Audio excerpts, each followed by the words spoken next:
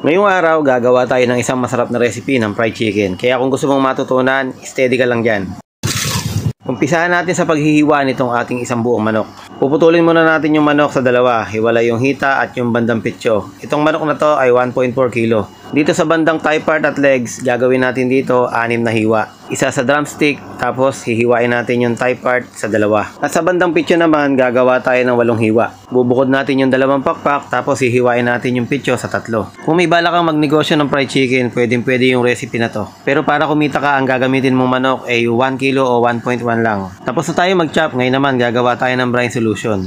Sa 6 na tasang tubig, maglalagay din tayo ng mga 6 na kutsaritang asin. Bakit nga ba natin kailangan i-brine? Siyempre, kailangan maging juicy yung ating fried chicken. And at the same time, siyempre, manuot yung alat dun sa loob ng manok. Tabi muna natin to, tapos gagawa naman tayo ng pang-marinade. 1 kutsarang garlic powder, 1 kutsarang curry powder, at saka halos 1 kutsarang bechin. At 1 kutsarang ginisa mix. So, bago ka mag-react sa mga nilalagay natin, alamin mo muna yung mga nilalagay ng mga fast food. Tapos, lalagyan pa natin ito ng paminta.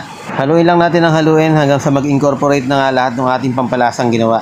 Tapos balikan na natin yung ating binabad na manok. So tanggalin natin sa pagkakababad. Pagkatapos nating ibabad, tatanungin mo kung babanlawan pa ba. Pwedeng banlawan, pwedeng hindi na. Basta pag binanlawan mo, wag masyadong matagal. Yung mabilis lang, isang running water lang, okay na. Lagyan natin ang 3 kutsarang mixture na ginawa natin kanina. Tapos imekos-mekos lang natin hanggang sa mahalo ng mahalo at imamarinate natin to 1 oras hanggang 2 oras. Pero ang pinakamaganda talaga dito, 1 araw sa rep.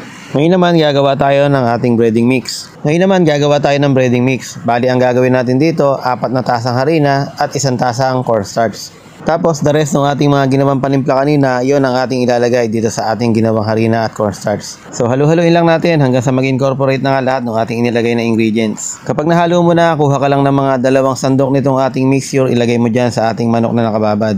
Tapos tutubigan natin ng dahan-dahan. So kailangan mapalapot natin itong ating nilagay na mixture na to. Ito yung magsisilbing wet butter natin. Basta kailangan tama yung consistency ng ating mixture. So kapag ganito na, pwede na yan. Ngayon naman magbe-breading na tayo. Transfer na natin yung manok sa ating breading mix. Tapos halu-haluin mo lang. Tapos maya-maya pagka nalagyan na lahat, pwede mo nang kamayin. Habang hinahalo mo ng kamay, pipiga-pigain mo ng bahagya. Kaya nga natin pinipiga kasi kailangan natin magkaroon ng flaky yung ating fried chicken. Tapos taktak mo lang yung mga excess na harina at pwede na tayo magprito.